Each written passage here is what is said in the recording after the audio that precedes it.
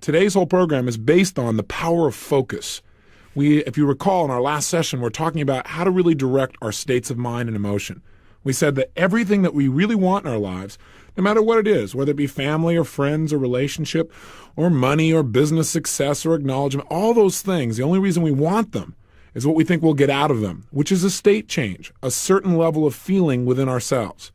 We also found out on our last tape that all emotions, every feeling we have, is the result of how we use our body. That emotions literally are nothing but physiological storms in our brains, if you will. And that we learned that by using our bodies in certain ways, by using our voice, our gestures, our breathing, our facial expressions, we could radically change our states. And we also talked about the idea, if you recall, of measuring our states. Where are we on a scale from 0 to 10? 10 being absolutely empowered, unstoppable, passionate, 0 being dead. And noticing, are we at the appropriate level for what we want to accomplish? And that for most cases, not all in life, but most, wouldn't it be nice to live at level 8, 9, or 10 or above on a consistent basis? How much more juice would you have? And so you developed some exercises in discovering how to move your body, not like me, not like somebody else, but like you do when you really are feeling absolutely excellent. Today, what we want to do is take on the second way we can manage our states. And the second way to change your state at any moment in time, as quickly as you can think it, is to control and direct the focus of your mind. What do I mean by that? Well, think about this. The only experience that you have of life comes in two forms. What you're physically feeling because of the condition and use of your body at that moment. In other words, if you've got physical pain, that's obviously going to affect your state. There's some kind of tension, for example. Or if you haven't had any sleep, that's certainly going to affect your state as well. Or if you've eaten something that's blown your blood sugar sky high, then obviously that's going to affect your emotional states as well. The only other thing that really controls your state is what are you paying attention to right now at this moment? I mean, let's take an example. Have you ever had a headache, maybe even a massive headache that you thought there was no way you would ever go away? You were in really deep pain. Now, what do? Well, most people go get an aspirin. What if instead, have you ever had it happen where somebody asked you a question or something needed to be done or something required your total focus somewhere else outside of yourself and whammo, immediately the pain disappeared. In fact, you forgot about it. And later on when you thought about it, you noticed your headache was gone. Haven't you had that happen at least once or twice in your life?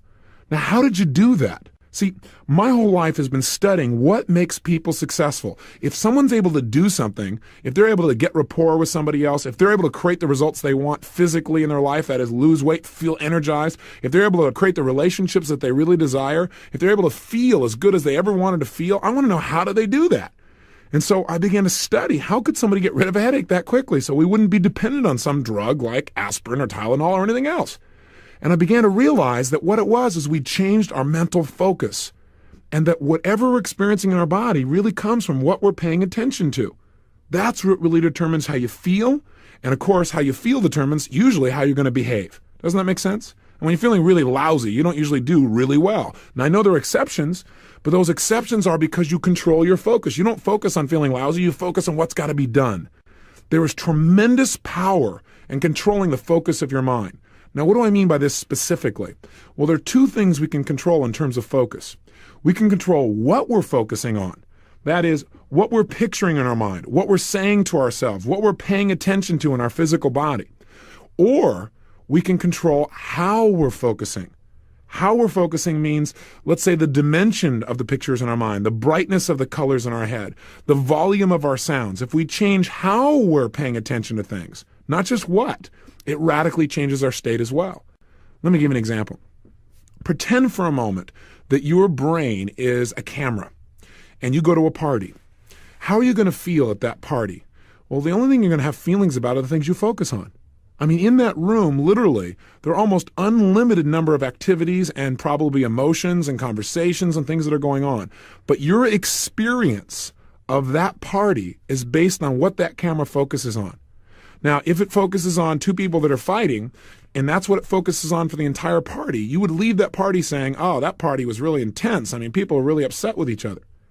If your focus was on two people in love who were maybe kissing passionately, you'd say, wow, that party was really moving. I mean, those people were really connected. If your focus was on some people that were really boring or bored, you'd say, oh, nobody really enjoyed that party. Here's the problem. The problem is your camera, That is, the focus that you have does not usually take in everything simultaneously. Your conscious mind can't. There are only so many things you can consciously focus on. I mean, think about how many things right now you are not paying attention to that are happening at this moment.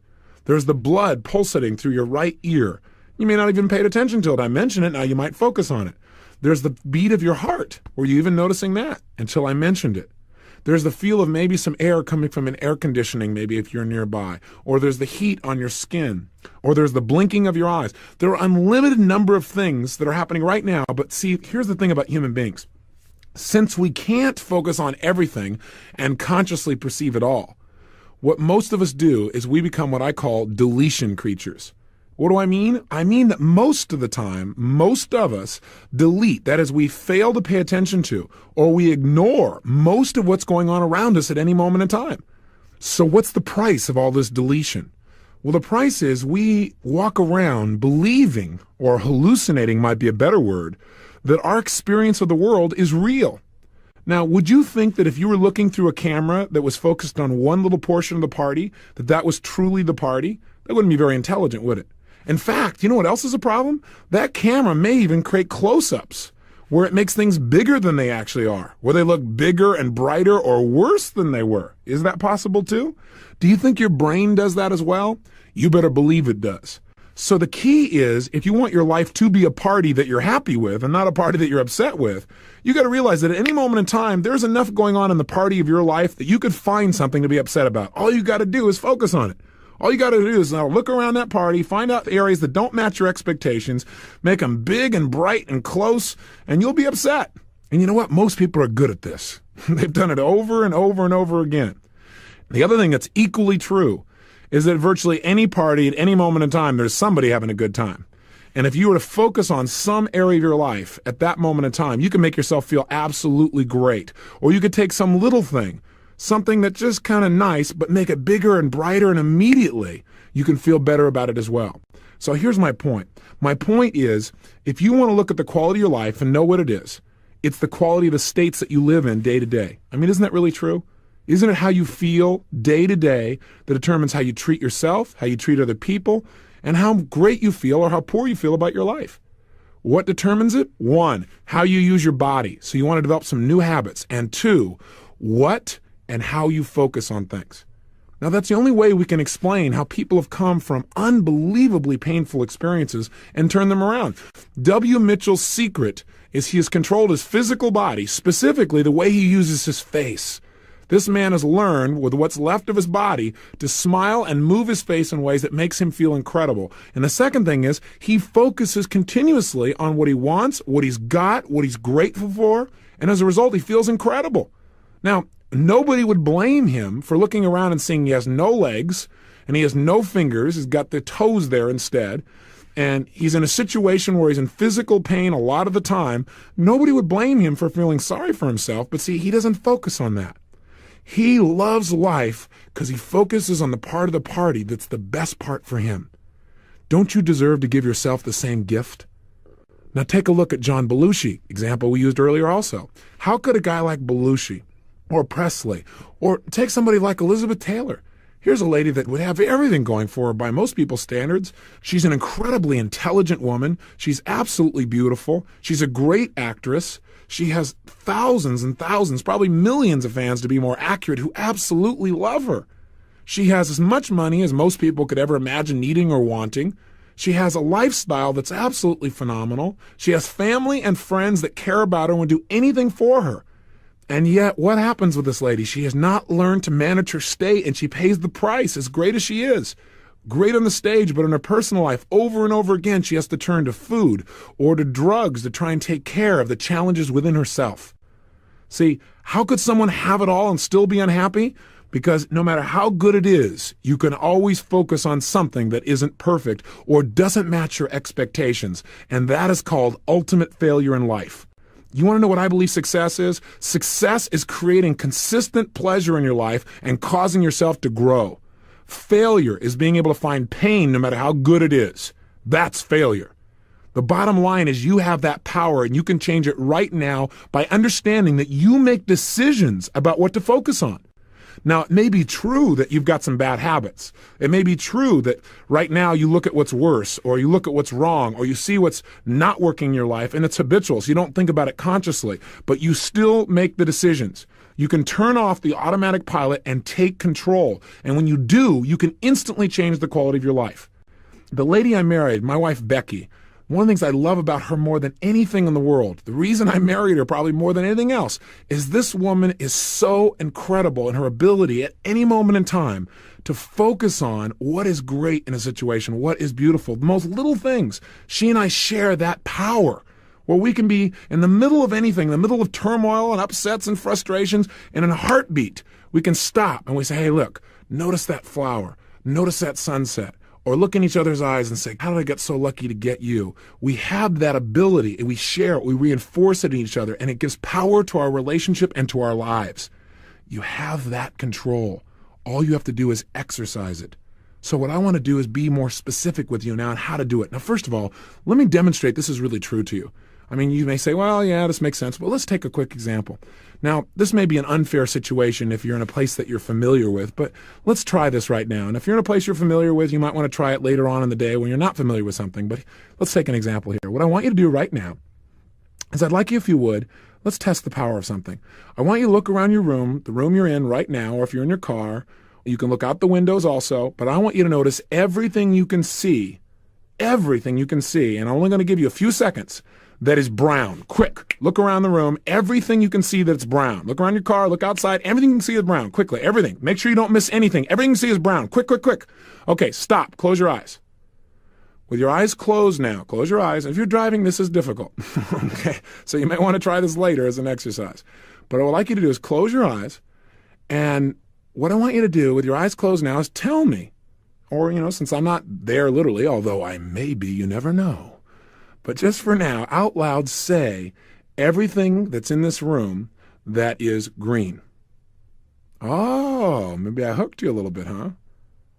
You were waiting for brown. Tell me out loud. Come on, everything that's green. Try this. Everything in that room that's blue. Everything in the room that is white. And everything in the room that's red. And now open your eyes. And look around the room and notice everything you can see in this room that's green. Come on, take a good look. Now, some of you may say, well, there's nothing in this room that's green. Look behind you there. There's something green behind you. That's right. What's blue in this room? Now, do you see a lot more green? Do you see a lot more blue now than you did the first time? Unless you're in a room you already are super familiar with. That is, you've already got a picture in your head and you know it. Like maybe it's your bedroom and you know everything. Even then, you may not have noticed everything. But if you're in a strange room or you're in a place you're not used to, what I find is 99% of the time, people see a lot more blue and green when I ask them about that specifically later on. In other words, when I ask you to focus on brown, that's what comes up. You notice mostly brown. You tend to delete a lot of the other details. Isn't that true? Now, how does that relate to life? See, a lot of people in life stare at and focus on the brown in life, the, shall we say, feces of life. And other people, they look for the green. They look for its growing. They look for what's alive. That's what you need to do. See, in life, we get whatever we focus on. Whatever you pay attention to, that's what you experience in your body instantly. So how do we control our focus? Well, that's a good question. For years, I've been looking at it. I read all the books on positive thinking where they said, hey, you want to do good, you got to feel good. That makes sense. And if you want to feel good, you got to talk to yourself good and picture good. Well, the challenge with positive thinking is what we've already talked about. Problem with positive thinking is you got to think about it. And it's a little bit difficult. We got to get ourselves conditioned to think more positive. Plus, I kept asking the question, how do you think positive? They say, be positive. How? Well, I said, make good pictures. Well, how do you get yourself to do that? And so what I've analyzed for years is what determines, since there are zillions of things you and I could pay attention to at any moment, what determines what we focus on?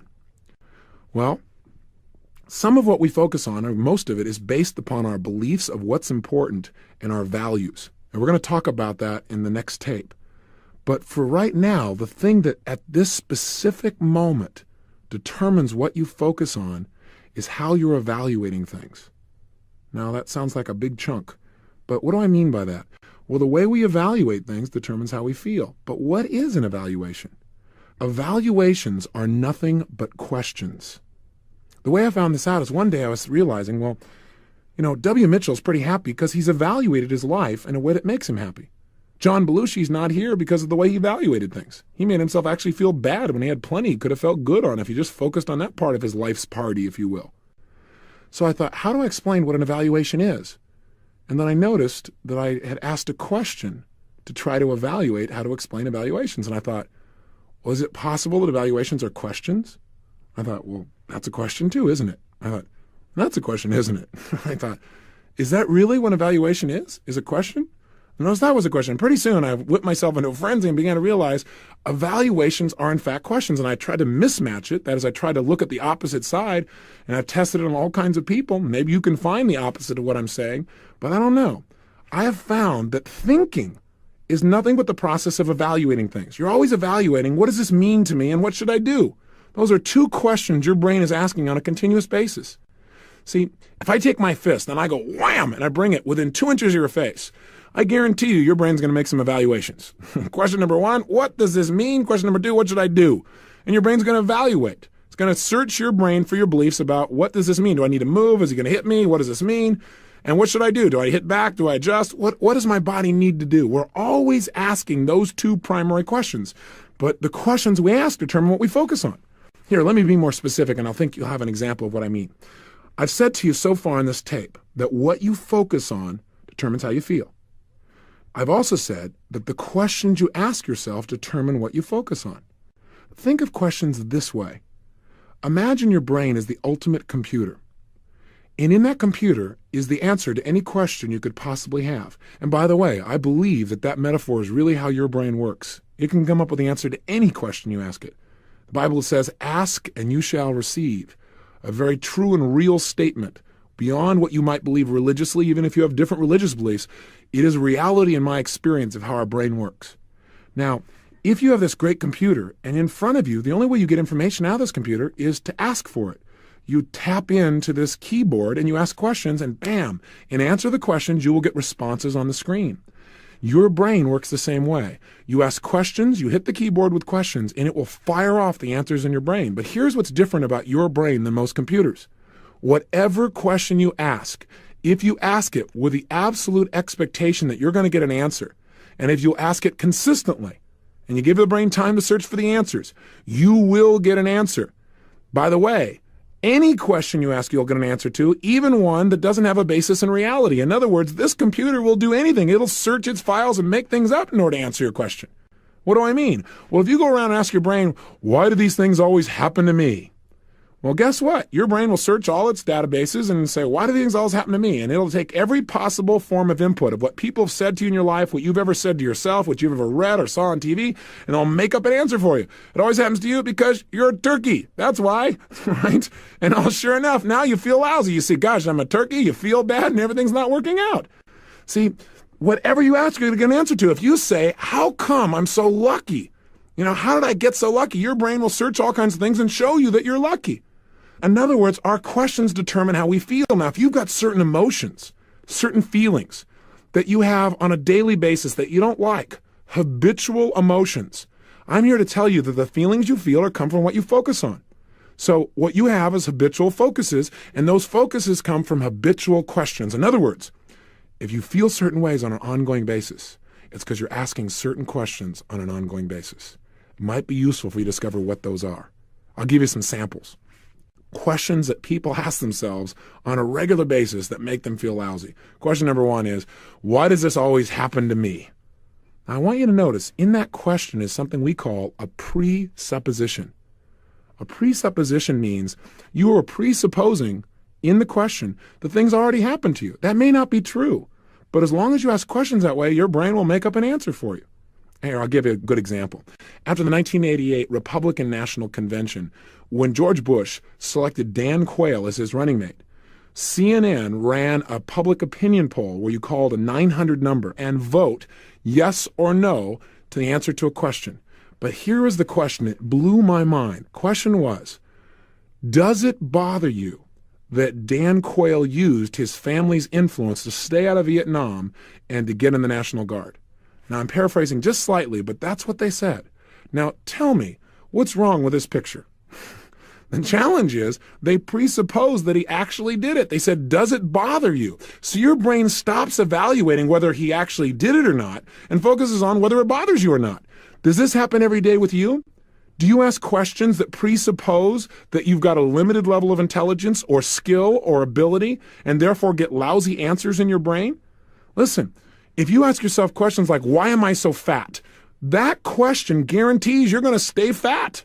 You know why? Because you can go, why am I so fat? Your brain will go, okay, let me figure out some reasons. Whammo, here's why you're fat. Because you eat continuously and you have no control. Your brain goes, oh God, I don't have any control. And then you feel useless and you feel like you're disempowered.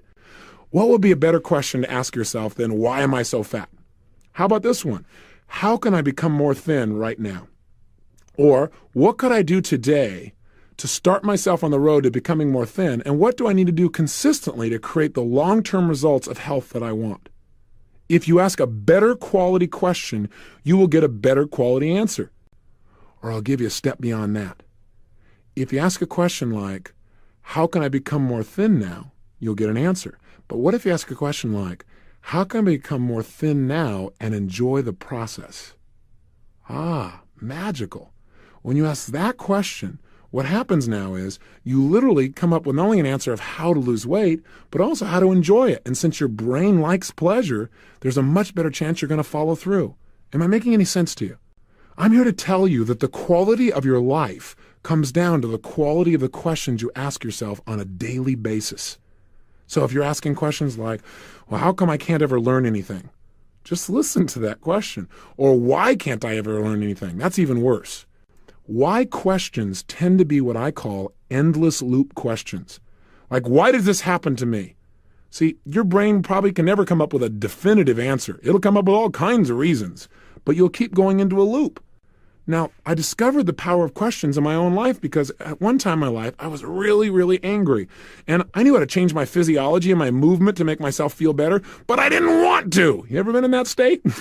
Like somebody said to me, well, Tony, just change your physiology. I said, I don't want to. Right? I was upset. But the reason I was upset is what I was focusing on. I was focusing on somebody who had taken a bunch of money from my company and embezzled it. And I got pretty upset, to say the least. And I was walking around in a frenzy going, how could he do this? How could he have the audacity to do this? I may have even had an expletive or two. Who knows? The point is that by asking those questions, I was whipping myself into frenzy. How could he possibly do this? Why would he do this situation to me? Well, guess what? You're never going to get an answer to that. All it does is whip you into more and more of a frenzy. Can you hear it? So finally, I said, okay, doing this is leading to more and more pain. It isn't making my life any better. I better ask myself a more empowering question. So I thought, what's something that's important to me? My answer is, I love to learn. I already shared that with you. So I said, okay, what can I learn from this? Well, guess what? My brain likes learning, so it was willing to focus on that question. And you know what? Out of that question of what can I learn from this, over the next 3 months, I literally developed a whole new level of understanding about what makes human beings do what they do. I developed literally a whole new technology, which I call Destiny Technologies. And I now do a whole seminar called Your Date with Destiny, and where we help people literally design their life so they are literally pulled forward in the direction they want their life to be, rather than having all this self-sabotage and challenges that come up for people. It's the most incredible program I do. It all came out of me taking a horrible situation and asking a better question. What can I learn from this? What can I get out of this that would enhance my life and other people's as well? How can I use this situation to create much more power in my ability to help people and help myself? Asking these questions allowed me to search my brain's data banks and create tremendous power out of that situation. After I was in that situation, I had other times when I get upset. Invariably when I get upset, it's because I was asking a why question. Why did this person do this? I don't understand. Or how could they possibly have done that? Because I would never do that. How could they do that? Well, I'll never get the answer based on that. So I learned to ask the question, what can I learn from this? Now for you, that might not be the right question. Maybe learning's not important enough for your brain to go, well, I'm willing to focus on that now instead of the problem. But my brain, I pick learning, or I pick something like, well, if I'm angry at somebody, I might say, well, what do I respect about this person? Now, I remember one particular guy, I said, what do I respect about him? And it was this guy who had stolen a bunch of my stuff. And I thought, well, at least he's using my stuff. you know, I do respect him. He's at least using it. He isn't just sitting back there, right? Sitting on his haunches, hearing stuff. He's at least using it. I respect that. What else do I respect about him? Well, Well, he's at least going for it. And even though I don't think he's doing it for the right reasons, he's probably helping a few people. Who knows, And I began to literally feel better. Then I began to ask myself this question. What's actually funny about this that I hadn't noticed? Great question to ask yourself. What's actually funny about this that I hadn't noticed? Now, again, when you ask a question, you got to be willing to really search for the answer. If you go, well, what's great about this that I hadn't noticed? Or what's humorous about this that I didn't notice? Or what's humorous about this I didn't notice? Then guess what? There's no way. Your brain's not going to go for it. But if you ask with a sincere interest and desire for an answer, you will get one if you keep asking. And so all of a sudden I started noticing things about it that are humorous, and I started laughing. Hey, listen, we've all heard the phrase, someday we'll look back and laugh on this situation. Well, if that's really true, why wait? Why not look back and laugh on it now? Why wait for years before you can feel good about something again? And the way to do it is change your focus. The way to change your focus is use questions. They're much more powerful than any other tool I've noticed. I'll tell you why. Questions basically do three things when you ask a question. Number one, when you ask somebody a question, it instantly changes what they focus on, and therefore it changes the way you feel instantly. See, if you're feeling lousy and I come along and I get you to answer a question like, well, let me ask you a question. What is great in your life right now? You go, well, nothing. I go, I know nothing is, but if there was something that was great, what could be great in your life? If I get you to really think about it, what it makes your brain do is search your files, and you know what? No matter how bad your life may seem, there's something great going on. There's no doubt about it. Here you are and all your friends this weekend are skiing, but you're home studying for a big test, and you feel cheated, and you feel left out, and you feel hurt. Hey, listen, all you need is a little contrast for yourself. What's great? Right now, this weekend, you're studying things that can make a huge difference in the quality of your life forever. These people are going to work their muscles and come back and probably forget about that situation. Right? Or you're not in a Nazi concentration camp. There's a little contrast for you. You get to be learning because you choose to, not because you're forced to. You're studying something that you chose to study. You're actually creating a future for yourself. You're getting to use your brain. There's so many things you could focus on. You're in a free country. You're alive. You've got friends. You have people that care about you. There are millions of things you could feel good about. All you have to do is change your focus. And if you don't, you end up like the John Belushis of the world. Think about it. See, the choice is yours. So if I ask you a question like, what could be great in your life, or what's great right now, if you really think about it, you can come up with something. Think about it right now. What's really great in your life right now? What's something that you feel really great about? Think about it. Or what could you feel great about if you wanted to? As you think about things that make you feel great, notice how it makes you feel when you think about that. What about that? Why does that make you feel great? How does that make you feel inside when you feel those feelings? And you know what? You can change your state instantly just by focusing on that at any moment in time. So the first thing questions do is they change our focus and therefore our state immediately. The second thing that questions do is they change what we're deleting. Now remember, in order to feel unhappy, you have to focus on the things that would make you unhappy, and you have to delete all the great things that are happening in your life. Isn't that true? In other words, every one of us right now could get depressed. Piece of cake. All we have to do is focus on all the tragedy that's happening in the world right now, even little pieces of it. Children that are dying right now of starvation. We can make pictures in our head of those bloated stomachs, hearing the cries of babies just as they pass off into death, seeing flies eating their flesh. How's that for graphic? At the same time, every one of us could be an absolute total pleasure. Interrupt that pattern of the picture you're looking at and think of something that could create total pleasure. And you know what? There are a zillion things. But to do that, you have to stop focusing. You have to delete all the negativity in the world and focus on things that make you feel great. So you could focus on a relationship you have. You could focus on how much you've already learned in the last 6 or 7 or 8 days. You could focus on the people that love you. You could focus on your ability as a human being to change your life at any moment in time. You could focus on what learning means to you. You could focus on the sun. You could focus on breathing fresh air. You could focus on the fact you live in a free country. You could focus on the fact that you have a connection with your creator. You could focus on anything and feel incredible. You could focus on new babies being born this moment that have a greater opportunity in life than any time in our history. There's so much we could focus on and feel good about. The challenge is this. You must control it through questions. Questions change what we delete. We're always deleting. Human beings, we're not going to stop deleting things. As long as we're going to delete things, why not delete the things that disempower you and focus on the things that empower you? Does that make sense? The third thing that questions do is they help you to get access to resources within yourself. I'm a big believer that anything you've ever wanted to accomplish, you've already got the resources inside of you to make it happen. That doesn't mean you shouldn't go out and learn from somebody else or model the success of others. I'm just saying the things you need to succeed are already in your core. The resources are there. You just need to get access to them by asking better questions. I'll give you an example. If I ask myself questions like, gosh, can I really do this? That creates a feeling of doubt. Do you hear how that does that? And that feeling of doubt will keep me in a state where I'm not going to get the most out of myself.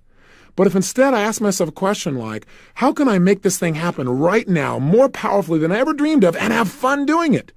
If I keep asking that question, my brain will get access to more of my ability because whatever I ask for, my brain will give me.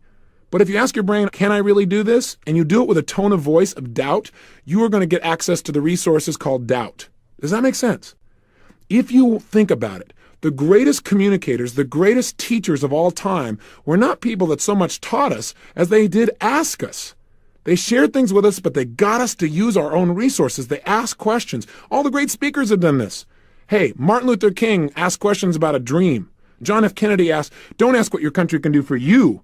Ask what you can do for your country. He wanted you to take the resources out of yourself and contribute and expand our country. You must learn to ask habitual questions that empower you.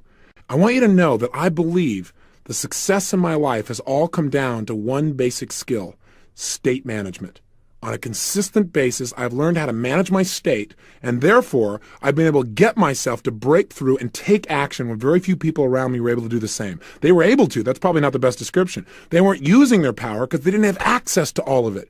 And I've done that by every day doing things that would increase my physical ability, flexibility, power, energy. By the way, I move in the way I breathe, and also by consistently and daily conditioning myself to ask the kinds of questions, to create the kinds of focus that moves me towards larger levels of contribution and joy and fun and success and passion instead of the things that would pull me down, that would pull me to areas of frustration and anger and giving up. Listen, there is no capability difference between you and someone you consider to be an ultimate role model of success. The only difference is they've learned to use their mind and body with more power on a consistent basis. They've learned to manage their state. They've learned to use their body effectively. Whether they know it or not consciously doesn't matter. A lot of people do things without being aware of how they do it. And they've learned to control their mental focus. Remember, whatever we concentrate our focus on consistently and strive to learn from and make new distinctions about, we will get great at. I don't care what it is. If you focus on it daily and you strive to be better, you're going to make little distinctions that'll make you more and more effective every single day. So you better decide what you want to focus on in your life and what you want to experience on a daily basis, because that's where your power is going to come from. That's where your power is going to emit from. That's the genesis of your power.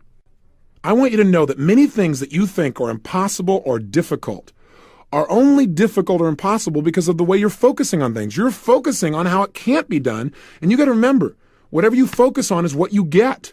So if you focus on how it can't be done, you are absolutely right, and no one's going to prove you wrong.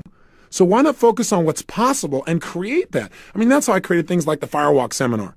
All I did was hold a new level of possibility. Instead of focusing on how it couldn't be done or how it was a terrible thing or something like that, I focused on, hey, this is an incredible example of possibility.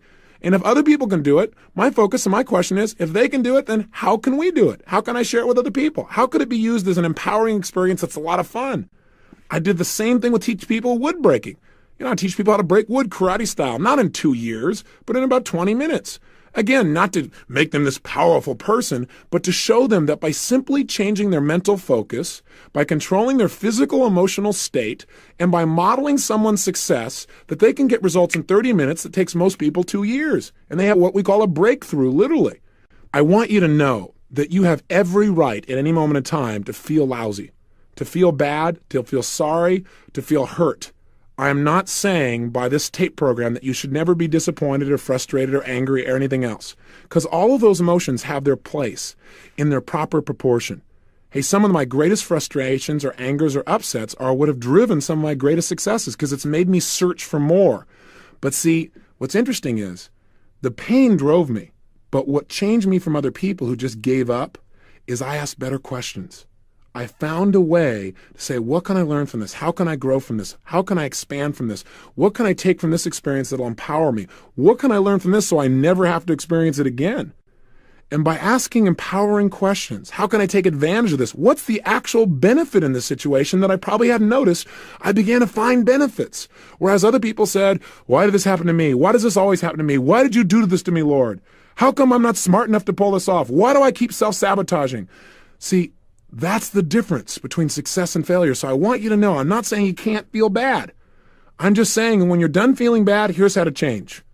And you may not want to spend quite so much time feeling bad in the future because feeling bad is based on focus. If you change your focus, you can feel good instantly, right now, at this moment now. So let me ask you a few questions. And what I'd like you to do for your homework is design some questions. Every morning in my life, I wake up and I ask myself questions. Now, the truth is you already do this too. The only problem is you're not doing it consciously. Think about it. When you're shaving, are you thinking and talking to yourself? Know that the process of thinking is nothing but asking and answering questions. You're doing it constantly. That's where your thoughts come from. Think about it. Now you might say, well, no, that's not true, or yes, it is true. If you said no, it's true, or yes, it is, it's because you asked yourself the question, is that true? Or something like it. See, some of the questions you ask are subconscious. Your brain is deciding all the time. If I get in this car, if I turn here, what's going to happen? Is that car coming too close or too far? You're asking questions constantly, subconsciously, but you're also doing it consciously. When you're shaving or putting on your makeup or shampooing, you're asking questions. But it might be questions like, God, why do I always have to do this? Why do I have to go to work today? Think about the kind of states that those questions create. And what would be some more empowering questions like, what could I do today that would make today more fun than ever before? What could I do today that would create a breakthrough in my business? What could I do today to connect more with my family members? I wonder what's going to happen today that'll make me feel total pleasure for no reason. I wonder what I'll see today that I haven't seen before. See, those kinds of questions will empower you. If you're bored, it's because you ask lousy questions. You probably ask questions like, why do I have to do this? Why do we do this all the time? Why do we always do these things? Versus looking around and saying, God, what could I notice today that I haven't noticed before? See, what could I see today that I haven't seen before? What could I smell today I haven't smelled before? See, it's called directing your computer. So here's some questions you might want to answer right now in your own mind, and notice how they make you feel. Question 1, what are you really most happy about in your life right now? What's one of the things you're most happy about in your life right now? And answer that question in your own head. What are you most happy about in your life right now? Or, if your brain goes, nothing, what could you be happy about if you wanted to be? If you ever ask a question to yourself and somebody says, well, I don't feel that way, or I don't think that way, say, I know you don't, but if you did, or if you could, what could you feel happy about right now? Think about it. Have you thought of something? Well, good. Let me ask you a question. What about that makes you happy? Third question. How does that make you feel? Really allow yourself to feel it. Don't just go, well, it makes me feel happy. Feel the feelings. What else are you really happy about in your life right now? Think of a second thing. What else are you really happy about in your life right now?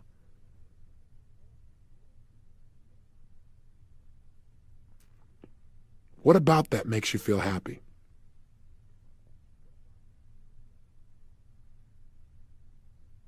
How does that make you feel? Here's the second question for you. What are you really excited about in your life right now? What are you really excited about in your life right now? Answer the question in your mind. Think about it. Or what could you be excited about if you wanted to be excited about something? Think about it. Oh, come on, you got more things to be excited about. Think. What about that makes you excited? Why does that make you excited? How does it make you feel? What else are you excited about in your life right now? Come on, what else? What else are you really excited about in your life right now? Or could you be excited about if you wanted to?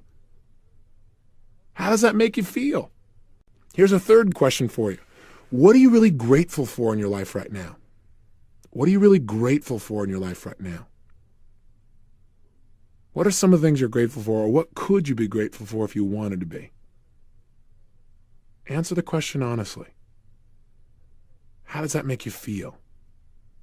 And I want you to notice, do you feel state change as you answer these questions from where you were a few moments before? That's it. So you can change your state instantly and you can make yourself feel great. There's so much to feel grateful for. Hey, if you want my formula for wealth, it's real simple. Live every day in an attitude of gratitude. See, the more you feel like you have, the more you'll experience in your life and the more you'll be willing to give. See, make sure that you're always trying to give more than you take back and feel grateful for everything you have, and you will be wealthy beyond your wildest dreams. But you got to control your focus. Let me ask you another one. What are you really proud of in your life right now? What are you really proud about in your life right now? Or what could you be proud about in your life so far? What are some of the things?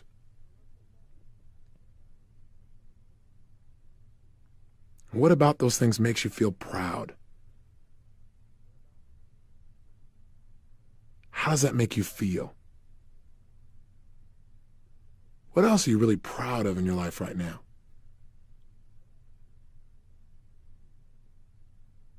How does that make you feel? And here's a final question for you. Who do you really love most in your life, and who loves you? Think about it. And don't just go, oh, my mom, my dad, my brother, my sister. Blah, blah, blah, blah. Get some feeling. Step into those experiences and feel what it feels like. Think about who loves you and how that makes you feel. Who do you love, and how does that make you feel to love that person so much? I got a question for you. What if every morning you started out asking yourself a series of questions that put you in this kind of state? There's some real power.